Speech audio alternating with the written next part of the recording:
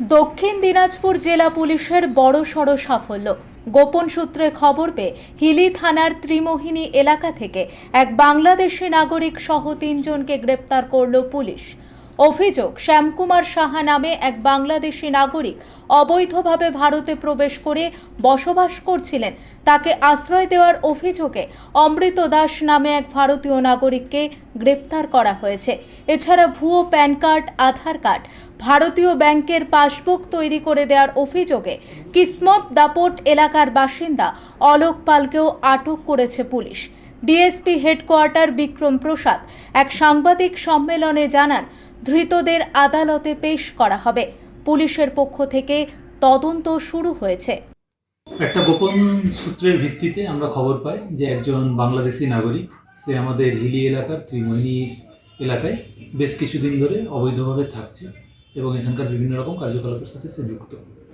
সেই ইনফরমেশনের উপর ওয়ার্কআউট করতে গিয়ে আমরা জানতে পারি শ্যামকুমার সাহা, সে একজন বিডি ন্যাশনাল। প্রায় 4 বছর আগে সে আমাদের ইন্ডিয়ান টেরিটরিতে এসছে অবৈধভাবে। তাকে আমরা ইন্টারসেপ্ট করার পরে থরলি ইন্টারোগেট করা হয়।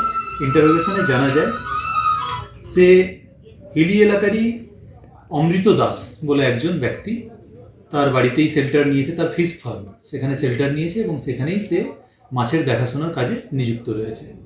তো আমরা এই অমৃত দাসকেও ডিটেইন করি এবং তাকে জিজ্ঞাসাবাদ করে জানা যায় যে তিনি এই ব্যক্তিকে শেল্টার দিয়েছিলেন।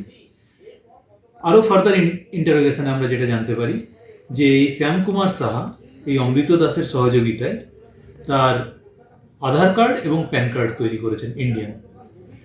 যার কাছ থেকে তিনি এই আধার এবং প্যান কার্ড তৈরি করেছিলেন সেই ব্যক্তির নাম আমরা জানতে পারি এবং কালকে রাত্রেই আমরা রেড করে সেই ব্যক্তির নাম অলোক পাল, তাকে আমরা অ্যারেস্ট করি এবং তাকে জিজ্ঞাসাবাদ করে জানতে পারি যে তিনি এই শ্যামকুমার সাহা, যিনি বাংলাদেশি ন্যাশনাল, তার আধার কার্ড এবং প্যান কার্ড এই দুটো তৈরি করেছেন।